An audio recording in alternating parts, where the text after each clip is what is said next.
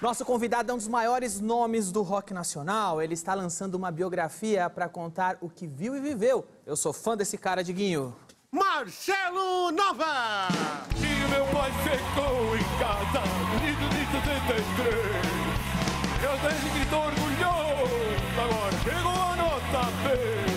Ele vai ser o maior, sempre fica tambor. Fica tambor. Marcelo Nova! Seja bem-vindo. Obrigado, Danilo. Muito obrigado. Esse é o padrão de elegância que eu quero no programa. Até que enfim um roqueiro bem vestido aqui nesse programa. Não é? Concordo inteiramente. Muito, graças a Deus, porque eu não aguento mais ver. Mingau já tá com aquela calça lá, tem quanto tempo já? Ah, você não, né? Mingauzinho, líder da banda Mingau e as Mamadeiras, com quem eu já toquei algumas vezes. Mingau e as Mamadeiras? É, você não sabe o arraso que eles fazem no interior de São Paulo. Você conhece a história do Mingau com o Renato Russo? Não. Qualquer hora eu vou te contar. É uma história daqui, não é não, Roger? É uma história quente, não é? Grande Marcelo Nova. Sua biografia foi lançada não faz muito tempo, não, recentemente. É. O Galope do Tempo. Tá aqui a biografia do Marcelo Nova, você encontra em qualquer livraria. Eu estava lendo aqui, essa biografia é bem diferente do que eu estou acostumado. Essa biografia foi feita em forma de entrevista. É. De quem que foi a ideia? A ideia foi do André Barcinski, que foi quem fez o livro comigo. Ele, durante muito tempo, ele ficava me tentando com essa ideia. E eu dizia para ele, não, André, vamos deixar para depois, cara. Tem tempo. Por que você estava fugindo de fazer sua biografia? Não, porque eu não tenho a tenacidade de ficar 7, 8 anos sentado numa mesa escrevendo sobre Marcelo Nova. Eu sei que tem gente que talvez até se interesse por ele, mas não é o meu caso. Então, eu ficava protelando a ideia, ficava protelando. Aí um dia ele falou para mim, não, vamos resolver isso, vamos fazer por Skype. Porque André, ele mora numa ilha, no Rio de Janeiro, numa ilha isolado de todo mundo. E talvez fosse a melhor maneira de nós nos comunicarmos assim. E o tempo foi passando e levamos 4 anos quase para fazer o livro. Quanto? 4 anos com... De papo. Em papos esporádicos ou papos religiosamente, não, toda quinta? Não, às vezes tinha mais do que uma vez por semana. É que o livro ficou enorme. Foi então sessão pra caramba, hein? Tinha que editar muito isso aí, porque senão ia ficar uma bíblia. Vocês já se conheciam bem ou vocês foram se conhecendo para esse trabalho? Não, já conheci André há 20, somos amigos há uns 20 anos. E mesmo assim, quando você sentou para contar a história da sua vida, ele se surpreendeu com alguma coisa? Falou, porra, te conheço há 20 anos, mas isso eu não sabia. Olha, não sei se ele teve essa... se ele se expressou dessa maneira de surpresa, mas foi interessante porque ele sabia coisas a meu respeito que eu não sabia que ele sabia, entendeu? Interessante. Oh, ele tinha outras fontes além de você. É. A sua relação com jornalistas e críticos, como foi sempre? Porque aqui quem está escrevendo a sua biografia é um jornalista. É. Você sempre teve uma boa relação? Não. Nos anos 80 era muito divertido porque o Camisa de Vênus era uma banda baiana, né, de Salvador. Sim. Então, nós viemos para São Paulo e para o Rio de Janeiro. Então, tinha sempre uma coisa assim, esses baianos chegaram aqui. Tinha essa, sim, claro. São Paulo e Rio? Claro, porque era diferente, né? O rock de São Paulo era mais...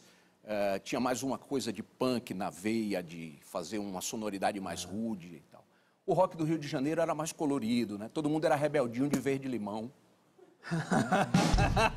de bermuda e verde-limão. Camisa regata, né? Verde-limão. Então uma maneira que nós nos encontrávamos de defender-nos era atacando, né?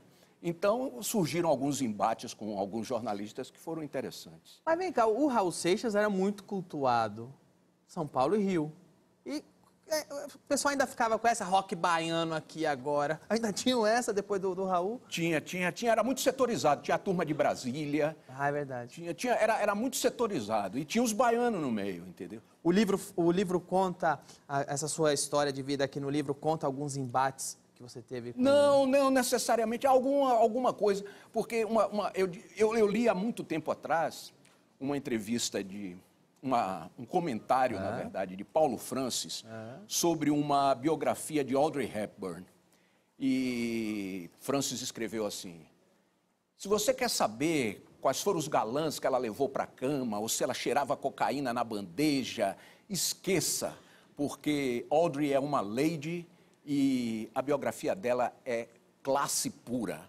Aí eu disse para Barcinski, eu digo, Barcinski, eu não aguento mais essa história de roqueiro que tem overdose no camarim e joga a televisão pela janela e fica nu em aeroporto. Eu queria que você, Barcinski, fosse o meu Paulo Francis e que eu pudesse ser a sua Audrey Hepburn, entendeu? Oh, bicho! E aí ele falou, que maravilha, então você será... Não tenho saco pra isso. Os caras com verdade, Isso é verdade. Quando você Isso tem eu posso 20... atestar, ele sempre foi muito bem comportado. Sempre, confirma? Sempre foi um cara comportado? Muito bem comportado. Olha aí, tá vendo? Não é igual o Mingau, que com seus 70 Mingau e a anos Bruna. ainda tá cheirando cola no camarim. Mas era essa história de... O tempo, e talvez isso tenha a ver com o título do livro, O Galope do Tempo, ele nos dá a chance de percebermos que a vida passa para todos nós. Para todos nós. E que é profundamente ridículo você, aos, digamos, 60 anos, tá querendo se comportar como um garoto de 20. É ridículo. É constrangedor, entendeu? Então, toda essa mitologia do rock, né? Eu estava lendo... Eu evito biografias de roqueiro, mas comprei a biografia de Pete Townshend, que é um compositor que eu aprecio, gosto muito de Quadrophenia, é uma obra marcante na carreira do Who. E aí, em determinado momento da biografia, ele fala que a mãe tinha um amante e que ele chamava o amante da mãe de tio e que depois o amante deu um pé na bunda da mãe e que o pai aceitou de volta. Aí eu disse para mim mesmo, Pete, eu comprei o livro para saber da sua música, não me interessa o tamanho do corno que seu pai levou, eu não estou interessado especificamente. Aí, mais adiante na biografia, ele disse que o primeiro cara que ele viu que tinha um membro avantajado foi Mick Jagger. Aí eu disse, ô, Pete, eu não tenho interesse em saber o tamanho do membro de ninguém, velho. Eu comprei o livro por outras razões. Se eu quiser saber o pau do Mick Jagger, eu leio a biografia do Mick Jagger, que quem sabe lá ele fala. É verdade o que você tá falando. E essa coisa, sabe, você vê aqueles roqueiros da velha guarda de heavy metal, os caras com 70 e tantos anos de idade, o cabelo ralo, caindo por aqui, na frente do palco, catatonicamente. Eu desligo a televisão. É decadente. O cara constrangedor. ele dá atestado da decadência dele. É que o metal tem um mercado, né, tá fundamentado e muito bem amparado num mercado dirigido a adolescentes. Então você vê, banda de metal é morcego na capa, é monstrinho, as letras só falam de que o sangue vai brotar da terra, ou então que a princesa está no castelo e que você vai cortar a cabeça do dragão. É uma literatura juvenil. Homens de 60, 70 anos, porque o rock está envelhecendo. É quase Harry Potter, né? Para fazer isso, evidentemente que eles estão em busca do mercado. Você não acredita que aquele cara do Iron Maiden fica andando com aquele monstrinho na rua? com o Ed. Com aquela bandeirinha rolando, dando cabriolinha no palco, você entende? Aquilo ali é para saciar uma expectativa de mercado da molecada. Quando você tem 20 anos, é legal fazer aquilo. Aqui pra você, e rola, e deita, e quebra, e arrebenta tudo.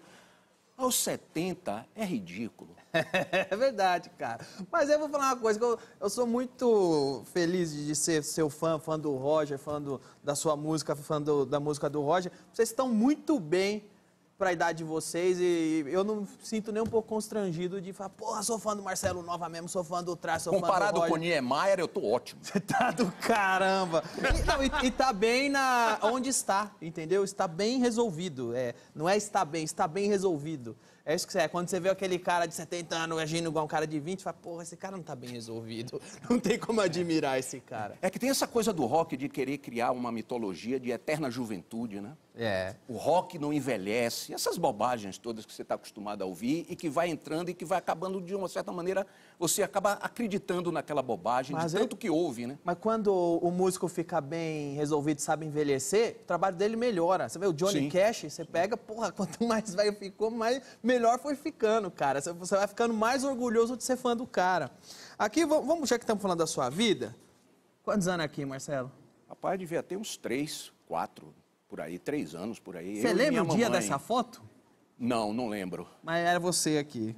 Eu e minha mamãe na porta da casa da minha tia, aqui em São Paulo, inclusive. Nessa época você já tomava ácido? Não. Não, é que ainda não. Eu fazia que nem mingau, ficava só na mamadeira. Só na mamadeira.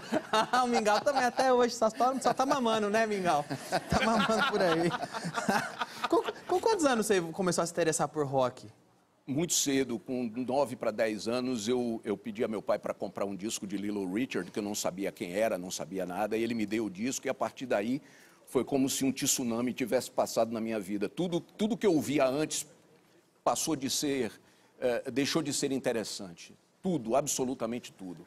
E a partir de Little Richard eu comecei a comprar Chuck Berry, Elvis, depois vieram Beatles, Animals, Stones, enfim, e aí foi embora. Aliás, vocês estão fã quando o Little Richard veio pra cá, você escreveu um artigo pra Folha falando, não? É que nesse dia, Little Richard fez o show de abertura e Chuck Berry entrou depois dele, e ele tocou com a minha guitarra.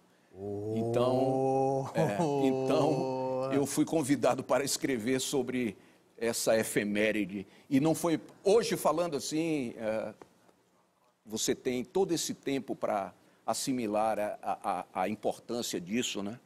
Mas no dia do show, quando eu vi Chuck Berry a 2 metros de mim, com a minha guitarra cruzando o palco, fazendo aquele duck walk, eu disse, não é possível, eu sou o rei do rock. O rei do rock sou eu. É a minha guitarra que tá lá na mão do cara. Eles devolveram a guitarra? Sim. Você deve guardar até hoje. Sim, Pô, que sensacional, cara. Eu tava brincando ali, perguntando se aqui você já usava ácido, mas é verdade que, porque eu vi que você disse que o ácido te ajudou na leitura, te empurrou para a leitura. Como assim? Bom, eu era um menino de 17 anos de idade, 18, extremamente curioso e extremamente interessado em ir adiante das minhas fronteiras. Eu morava em Salvador, né? Então eu morava perto da orla marítima, então eu ficava situado entre 2 faróis, o farol da Barra e o farol de Itapuã, uma distância de aproximadamente 20 quilômetros. E aquilo me parecia muito apertado, eu queria ir adiante daquilo. E eu era um menino muito curioso, como falei, e que ficava em busca de informação o tempo todo, porque não é como hoje, que tem internet, que você aperta um botão e tem todos os arquivos disponíveis para você. Era muito difícil, então, um dia eu li uma declaração de Timothy Leary, do professor, filósofo. É o Papa do Ácido. Ele tinha uma revista chamada Fatos e Fotos, e saiu uma matéria com ele e estava escrito lá, Timothy Leary declara, LSD é a salvação do mundo. Eu disse, puta merda, e eu aqui tomando água de coco, que babaca que eu sou. Como é que você foi atrás de ácido? Como é que você arrumou lá na Bahia? Rapaz, era muito mais fácil do que se possa imaginar. Em 68, por aí, Mick Jagger, Marianne Faithfull, que era a mulher dele e dos outros Stones também, enfim, Keith Richards e Anita Pallenberg eram 2 casais, né? Mick Jagger e Richards e as 2 meninas. Eles ficaram em Arembepe, quando Arembepe não tinha nada, nem luz elétrica tinha. Então, era para 4 ingleses que viviam sob a égide do céu acinzentado, né? Frio, e que o sol aparecia uma vez por mês, para eles aquilo era um paraíso, né? De dia, sol e mar, e à noite estrelas para todos os cantos, né? E era uma época onde todo mundo que tinha essa ligação com o rock, uma boa parte dessas pessoas, usava de produtos químicos ilícitos. Alucinógenos. Né?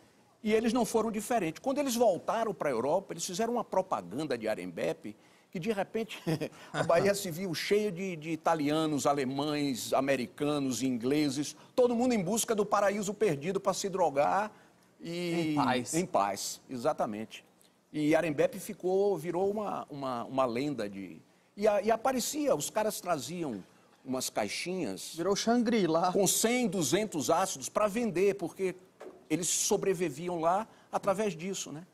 Então, eu tenho a impressão que Salvador foi talvez a primeira capital, antes até de São Paulo, a ter uma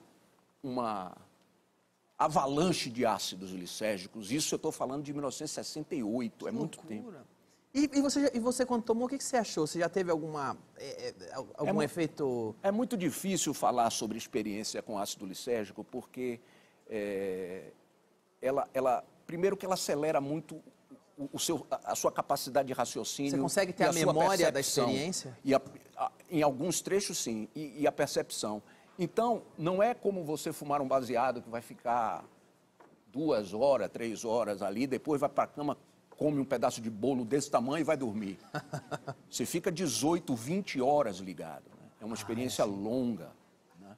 com períodos de maior e de menor intensidade. Não dá um desespero para falar, caramba, e se isso não acabar nunca? Se tiver... Porque no começo, a dietilamida de ácido lisérgico, ela era pura. Com a comercialização e a distribuição nas Arembepes da vida, começou a ficar malhada, né? Então a qualidade caía, então você tomava e não sabia exatamente a procedência nem a qualidade. Então você arriscava. Era um risco. Durante um tempo, eu fui uma cobaia de mim mesmo. Você tem memória de alguma experiência desesperadora? Sim, sim. Também, porque tinha experiências maravilhosas também. Tinha experiências espetaculares, onde você não queria voltar para a Terra de jeito nenhum. Eu sempre fui um astronauta nesse sentido, de querer ir em busca de outras regiões. Mas, respondendo à sua pergunta, eu tinha um buggy, que eu ia para Arembepe de buggy. Era bom para andar nas dunas e tal. E um dia eu tomei um ácido muito ruim e os prédios começaram a derreter e cair em cima de mim. Eu estava na Avenida 7 de Setembro, que é, digamos, guardando as proporções, a Avenida Paulista de Salvador, né, no centro da cidade, indo para o centro da cidade. Eu larguei o carro, o buggy ligado, com o motor ligado e... Você estava crente que estava caindo os prédios do céu. Contado assim é engraçado, é divertido. Mas quando você está lá na visão é desesperador. Quando você está lá é desesperador. Que coisa. Você teve uma loja de disco, né? Tive, entre 75 e 77, durante 2 anos. Qual que era o nome da loja? Era Néctar. Néctar? É, o Néctar do Som. Te deu bastante dinheiro? Não. Não. Mas você mantinha mais por diversão ou por necessidade? Não, por diversão, mais por diversão. Quer dizer, eu tentei combinar as duas coisas, mas eu tenho um problema, que é, eu sou um paradoxo, eu sou um anarquista conservador. O que é um anarquista conservador? É o cara, por exemplo, que adora jantar em louça portuguesa, com talheres de prata, aqueles talheres pesados, sabe? Sim. Você sente a consistência, nessas porcarias de plástico que você encontra nos restaurantes de shopping center, essas porcarias. Adoro. Mas aí, a pompa que eventualmente cerca essas circunstâncias, começa a me dar vontade de expelir gases. Você gosta daí o anarquista e daí o conservador. Você gosta da qualidade, mas não tem saco para frescura que a cerca. Exatamente, é isso aí. Você gosta da qualidade, mas não gosta da cerimônia. Resumindo, é isso aí. A cerimônia me entedia um pouco. Imagino, irrita. A sua loja só vendia rock, a sua loja de disco? Era uma tentativa. Era engraçado. E quando entrava uns hippies lá querendo... Entrava hippie, entrava bicho grilo. Bicho grilo entrava muito. Quero Caetano Veloso. Porque hippie não tinha grana para comprar disco, né? Entrava os bichos grilo, né? Aí o cara chegava, entrava, olhava a parede da loja, só disco de rock and roll na parede. Ele olhava, aí se aproximava e perguntava: você tem um novo disco do Milton? Eu dizia: não, mas tem do Steppenwolf, tem do Foghat e tem do Led Zeppelin. O cara saía. Saía. Eu voltava ao outro e perguntava, mas tem o disco novo da Simone? Não, mas tem de Janis Joplin. E o cara saía. Então, a maior diversão era essa. Era irritar os caras. Era ver os clientes entrarem e saírem sem nada. Você gostava da decepção da pessoa de ver? Eu gostava da cena. A cena, como uns teta, eu gostava da cena. No final, você vendeu a loja. Quem comprou a loja? Um belo dia entra uma senhora. E quando digo senhora, digo uma mulher de seus 35 por aí. Ok. E ela olha aquilo ali, olha e me pergunta, você está interessado em passar o ponto? Era tudo que eu estava esperando, né? Eu disse, tô. Um tempo depois apareceu um senhor e se encarregou de fazer o business. E eu peguei essa grana e viajei.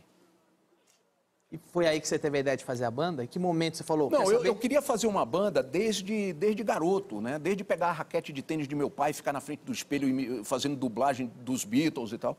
Mas, na minha cabeça, os parâmetros daquela época eram de bandas que tinham músicos virtuosos, né? Era Jeff Beck, John Bonham, eram músicos, John Lord, eram os músicos que sabiam tocar muito. E era muito difícil você encontrar um tipo de parceria nessa faixa. Então, eu vendi a loja e fui passar 3 meses em Nova York. E lá eu vi, era no auge dessa coisa do punk, new wave, e eu vi que garotos que trabalhavam em lojas, à noite, pegavam uma guitarra qualquer, um amplificador vagabundo e iam fazer som para 100 pessoas. Eu disse, então é possível. É possível, vou tentar adaptar isso para a Bahia. E foi o que eu fiz. E aí, você conheceu os seus parceiros da banda logo que você voltou? Sim, o Robério ele trabalhava, o Robério Santana, o baixista do Camisa, ele trabalhava na TV Aratu e eu na rádio. Então nós já nos conhecíamos. Ele foi a primeira pessoa que eu chamei e foi com ele que nós tivemos as primeiras conversas sobre quais os caminhos que o Camisa deveria percorrer. Esse é o primeiro show? Esse é. Olha, aqui é a foto do primeiro show do Camisa e devia estar calor pra cacete, porque aproxima a câmera, olha como o Marcelo tá suando. E com um macacão de paraquedista, né? Com um macacão de paraquedista, isso aqui tudo é suor. Olha isso. E essas minas estavam curtindo ou queria dar pra você, Marcelo? Ou estavam assustadas demais até para dar para mim. Sempre tive muito palavrão na letra quando iniciou. E na época isso era um tabu muito grande. Quando a gente tá aqui no programa, todo mundo fala palavrão, a gente tá nem aí. Mas foi uma linha... Não existia essa possibilidade, né? Para você ter uma ideia, quando eu lancei o Viva, o Camisa de Vênus, o disco do Camisa, o Viva... O nome já era polêmico, né? Camisa de Vênus. E era um disco recheado de palavrões, porque eu tinha assistido em Salvador, Plínio Marcos com Dois Perdidos numa Noite Suja, no Teatro Castro Alves, que era o teatro da pequena burguesia baiana. E o teatro estava lotado, e quando começou o linguajar característico de Dois Perdidos numa Noite Suja, recheado de palavrões pesados, o público começou a se retirar do teatro, chocado com essa rejeição. E eu achei aquilo espetacular, né? Porque a dramaturgia brasileira naquela época vivia de traduções de Shakespeare, de Brecht, né? De Pirandello. E, de repente, surge Plínio Marcos com um texto absolutamente santista, né? Que ele era de Santos. Sim. Né? Um texto cheio de palavrões, porque, afinal de contas, quando você dá uma topada na rua, você não diz, né? Ai, meu Deus, que infelicidade.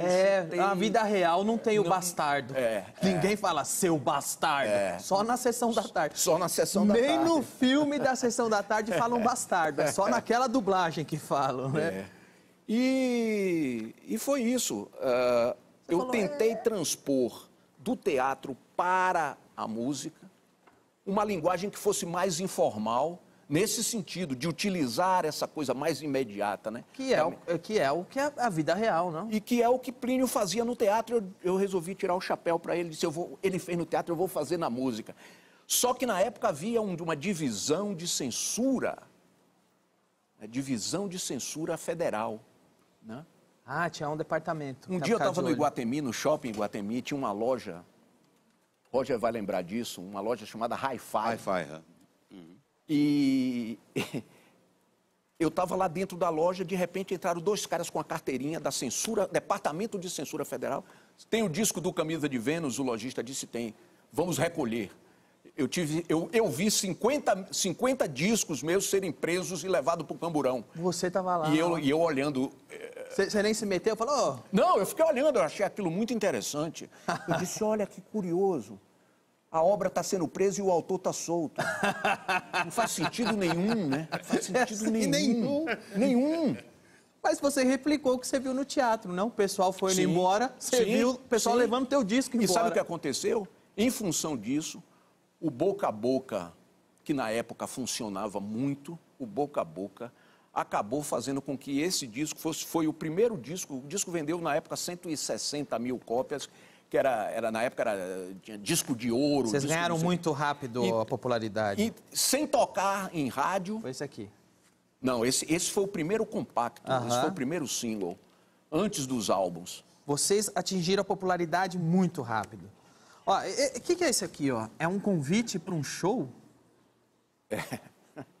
É o lançamento. É um show que nós fizemos de lançamento desse álbum. Aliás, Roger não sabe, mas ele está nessa história também. Opa! Porque André Midani, que era o diretor-geral da Warner, ele disse para mim, Marcelo, nós precisamos lançar o disco do Camisa, que era o Correndo Risco. Onde é que você acha que nós devemos lançar? E aí falou, olha, o Ultraje lançou no Maxud Plaza. A gente recebeu o disco de ouro lá. O Ultraje lançou o disco no Maxud Plaza, fez uma festa no Maxud Plaza. Eu disse, bom, se o Ultraje é no Maxud, o Camisa de Vênus é no prostíbulo. Vocês fizeram... No prostíbulo nós fizemos o seguinte, o sexo. Vocês fizeram no puteiro. No puteiro, mas com todas as meninas funcionando, né? Essa foi uma coisa que eu coloquei. Não, eu não quero... Não tem graça, você vai fechar. Eu não vou entrar na casa dos outros pra mexer na cortina, velho. E foi engraçado, porque tinha de tudo. Tinha punk, tinha patricinha, tinha jornalista, foi divertido. As funcionárias estavam trabalhando. Trabalhando normalmente, para atender a clientela. Oh, que demais! Marcelo, eu tenho uma dúvida, aposto que nem está na biografia. Que eu vi sua foto lá do primeiro show, você está sempre de óculos escuros. É estilo ou você tem algum problema na vista? Ou... Eu tenho fotofobia, cara. Ah, tem mesmo? Tenho. Então é o seguinte, eu vou mostrar agora uma foto do Marcelo sem óculos escuros. Opa! Tá bom? Tá aqui, ó. Quantos anos você tinha aqui? Uns 20 e poucos por aí. Esse é com meu papai. Estou abraçando o meu papai, que era aniversário de casamento dele, e eu estava presente.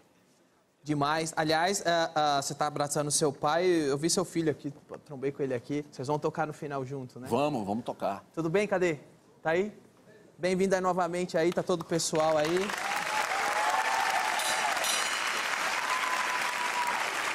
Aí o seu primeiro disco depois da saída do Camisa de Vênus foi Marcelo Nova e a Envergadura Moral. Foi seu primeiro trabalho solo. Por que tinha esse nome? Primeiro disco solo, por causa do meu pai. Meu pai era um médico muito conceituado em Salvador, né? E ele ficava constrangido, coitado, com o filho, com uma banda chamada Camisa de Vênus, né? Os colegas dele mais novos. Você não fala, pai, mas Camisa de Vênus, saúde, pro bem da saúde. Não, era palavrão. Era palavrão na época. Pré-AIDS, velho. Pré-AIDS. A AIDS é que liberou esse negócio de camisinha e tal. Antes era Camisa de Vênus na surdina. Na surdina. E ele ficava constrangido. Aí eu prometi para ele, eu disse, olha, pai, se um dia eu tiver uma outra banda, depois do Camisa, em sua homenagem eu vou botar... Ah, porque ele disse para mim, né? Esse nome da sua banda não tem nenhuma envergadura moral.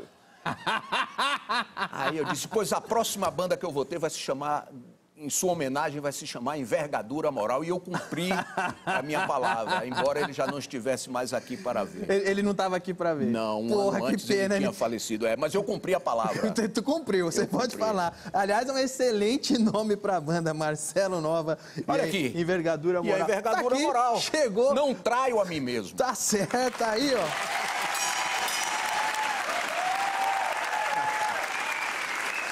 Cara, história pra caramba, muita história. Aliás, a gente já se encontrou algumas vezes, você já esteve aqui no SBT, a gente já falou de como o Raul Gil, como o Raul Gil foi importante para popularizar vocês, a gente já falou do seu relacionamento com o Raul Seixas. E a gente vai estar sempre aberto para receber Obrigado, você. Danilo, é um prazer todo o trabalho enorme, novo, você sabe como eu sou seu fã. E vou pedir para vocês cantarem Agradeço no final. em meu nome, em nome da banda, a sua gentileza da maneira como você sempre nos recebe. Obrigado. É porque eu sou fã e gosto mesmo. Eu sempre tenho porta aberta aqui. Você, o Drake, a banda toda, vocês vão cantar aqui no final. Vamos sim. Vamos cantar? Vamos. Demais então, voltamos já já com mais Marcelo Nova, pessoal. Tá aqui.